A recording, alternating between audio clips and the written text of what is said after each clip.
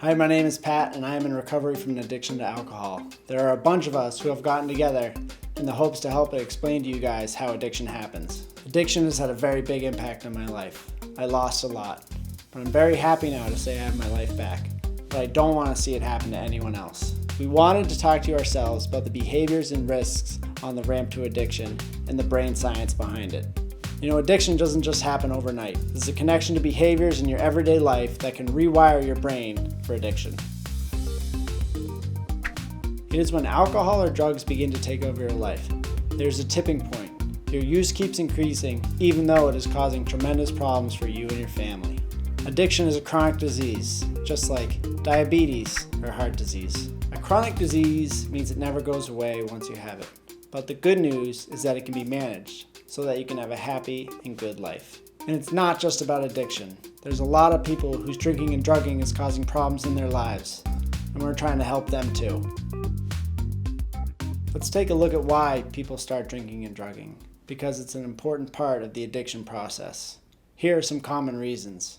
It started off with me wanting to be cool, fit in with my friends, and then it became less of a social thing where I was more using it as a coping skill to deal with anxiety and depression. To have friends, to be in your first year of high school and want to hang out with the cool kids, or even before high school. I felt like I didn't fit anywhere, and I was overweight then, and it just really contributed to my self-esteem and made me feel really bad about myself. Being in a crowded room and feeling completely alone, I felt like that my whole life. How many times I heard people say, drink a beer to take the edge off, smoke a little weed to take the edge off, take a pill to feel normal. Anxiety presented itself first, and those other things, because I was nervous of not being myself, went to go use. All the emotions that I was suppressing in those months of that heartbreak came right back as soon as I didn't have anything in my body. The feelings of disappointing people, feeling inadequate, not feeling enough, and with that's what led me into a downward spiral of using and trying to cover up those feelings. So my self-esteem as a child was real low, and I always felt not worthy. And I think that's what led me to want to try to fit in with the other kids instead of just being who I was. A lot of it was my insides were unhappy. I didn't really like who I was or how I felt or what was going on in my life. With the friends that you choose, that can play a big part. It's not worth it if they're making you do things that you know you wouldn't do because you grew up in a good household. I grew up in a good family, a good childhood, lots of love, lots of laughter in my family, in my household, and something was always missing. I would use that and to an extreme where I would distract and then I would never come back to my problems and I would just bottle it all up and it would build up and build up and I would just avoid it by drinking. Yeah, so every time I felt bad, it's what I turned to. It turned into more of like, I need this drug or else I'm gonna be sad all the time, and it got to the point where like it made my life worse. So I started with just smoking cigarettes, and then from there it turned into drinking and smoking weed, and I took Adderall for a while.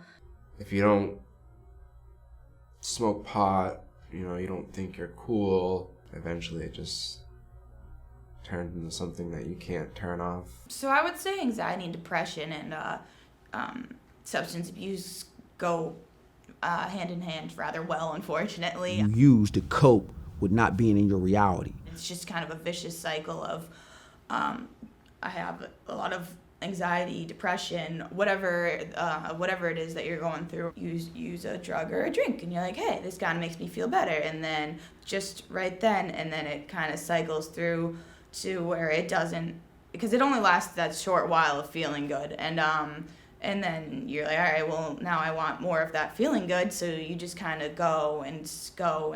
You use these other things, and it's a temporary fix for a long-term problem. When you use drugs as a way to cope with your emotions, you never learn real life skills. Those are what will really help you. Drugs are never the solution. This wasn't where my life is meant to go. You don't always know everything when you're under 18. Our brains aren't even fully developed until we're 26.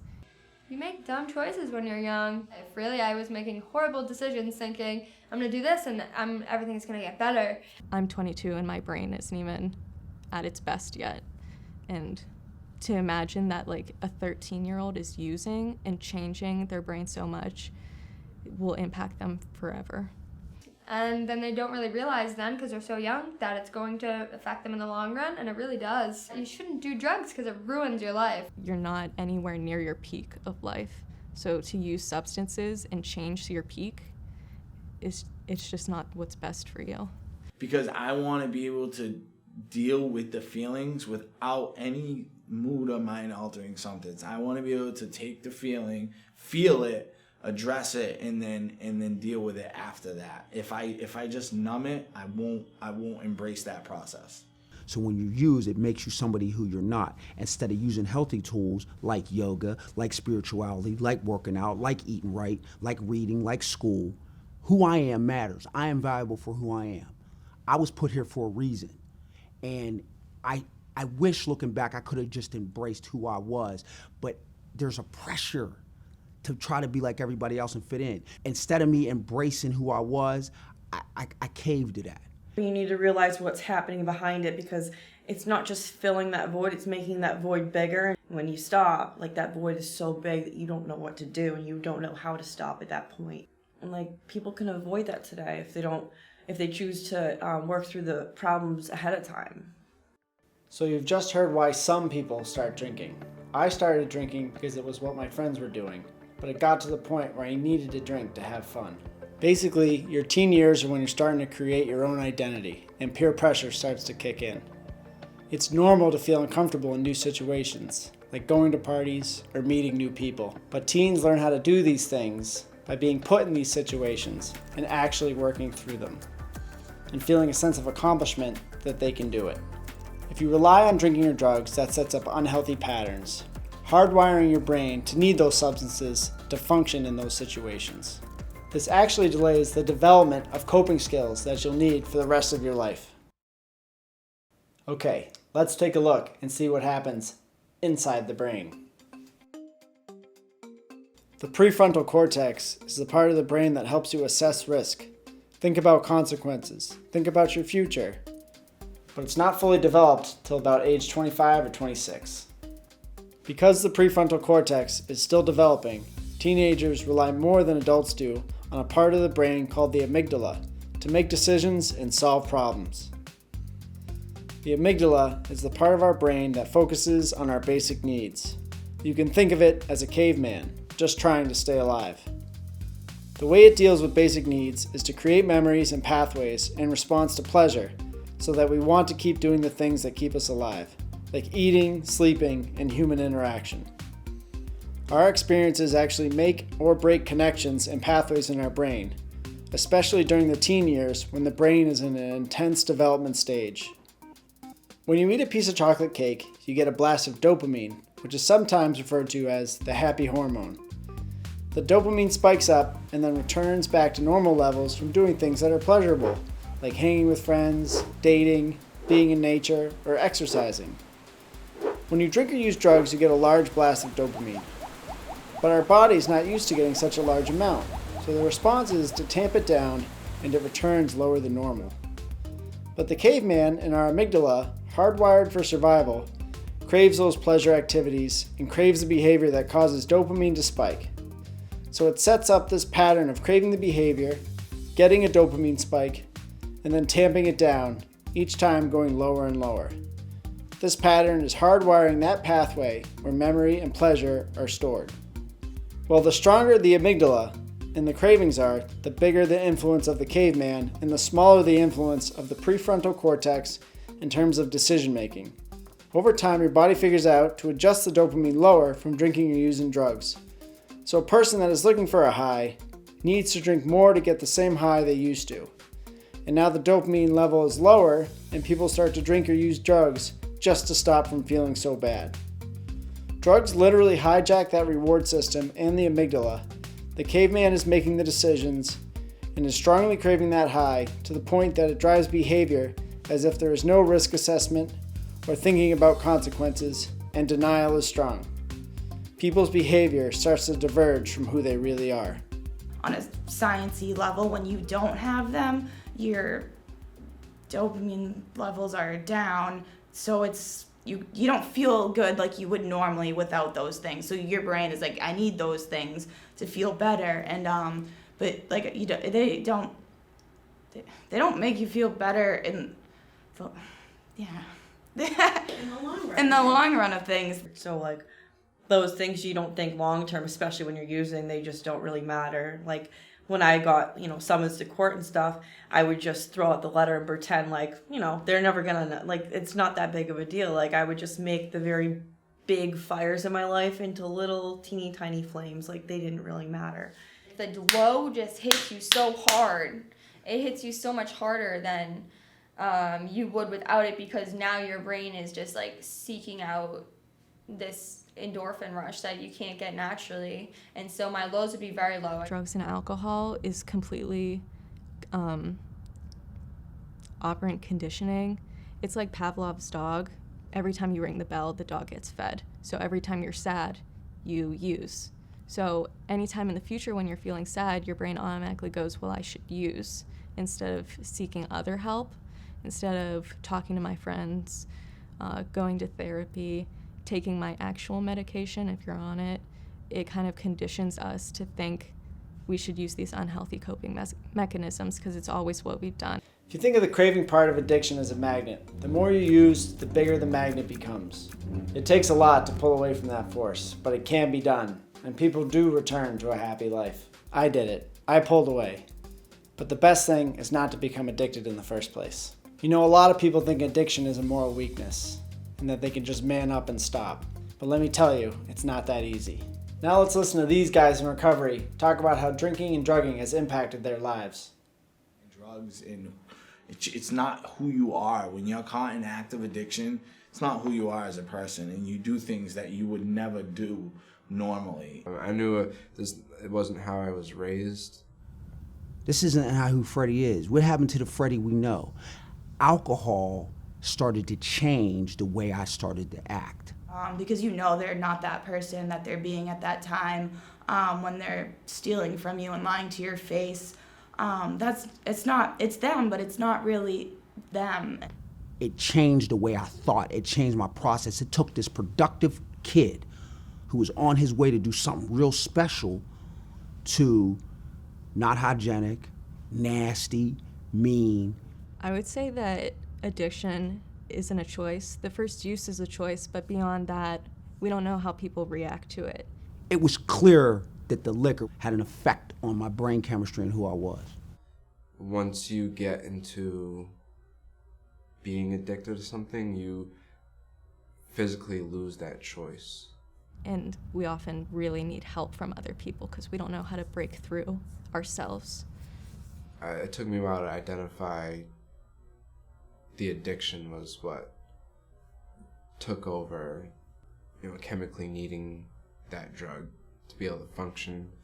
Once I have that drink in me or that drug, whether it's weed or heroin or whatever it may be, it just sets it puts the spark to the fuse, and before you know it, it's ruining your life and the ones around you. It brings you to a place where you'll do whatever it takes to get what you need. The reward outweighed the consequences because that's all you're focused on all day, every day is getting that. And your morals get thrown right out the window. It's not a moral weakness, it's a sickness. And it's a sickness that thankfully can be overcome. I think there's a really bad stigma. We're still people too. Like, we're still humans. We still feel things. We may deal with things in a different way and cope with things in a different way, but I really believe that everybody's addicted to something that takes the pain away. And it just so happened that a lot of us turned to, drugs and things that made our lives completely unmanageable. If you think about the ramp to addiction as a thermometer, becoming addicted is at the top. Where you actually start out on the thermometer and how fast you move up is determined by several factors. One of the factors is age.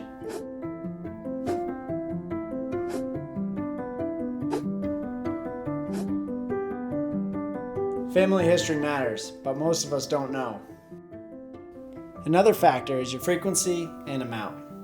Every time you get drunk or high, that's another tick up for your thermometer. That adds up quickly if you're partying every weekend. The higher you go, the stronger the cravings, and the more you stray from the real you. Let's hear about the ramp to addiction and the warning signs along the way that I wish I knew about.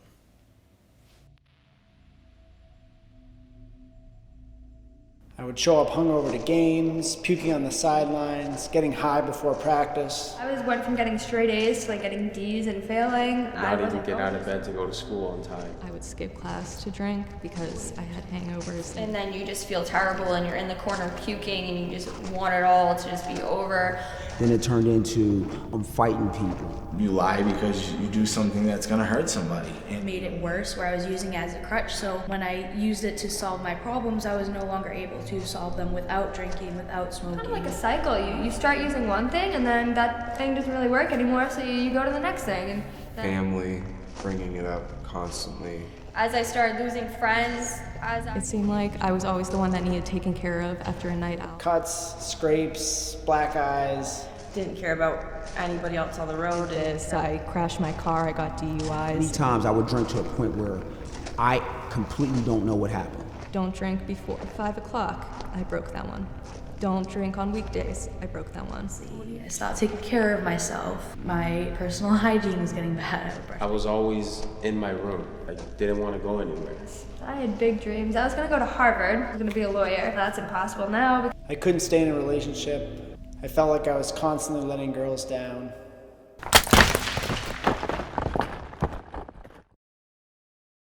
One of the challenges of addiction is that you don't actually know when you've become addicted.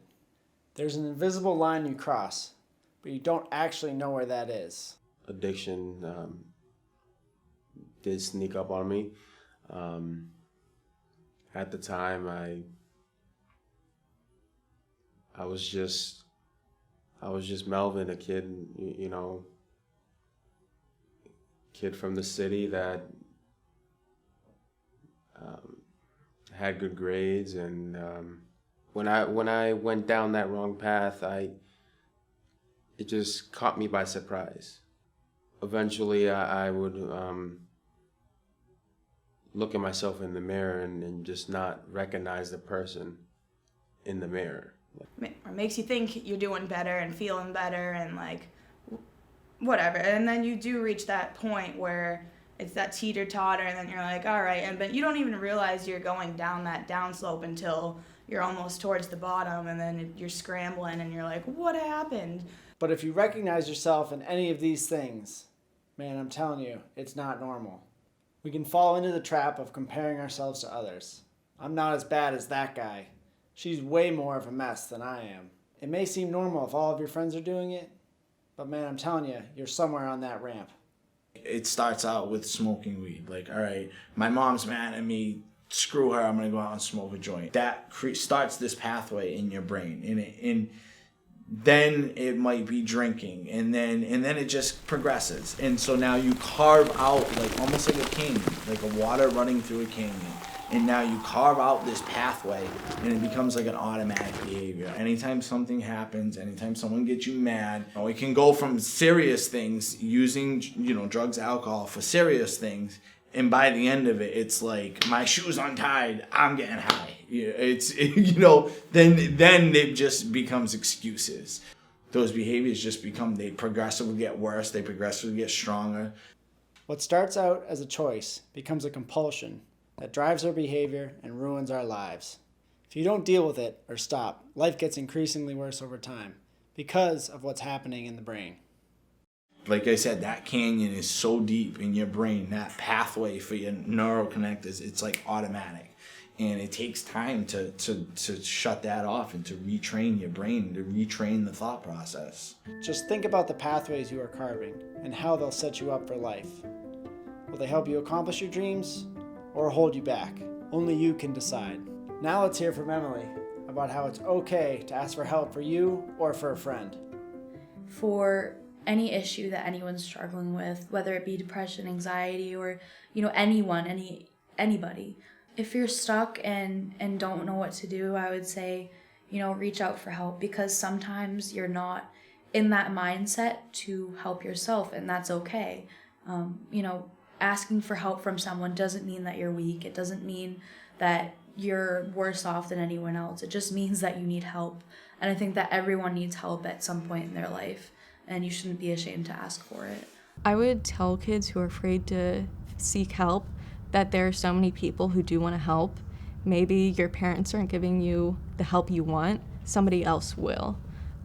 Anything you need, there's a solution to it.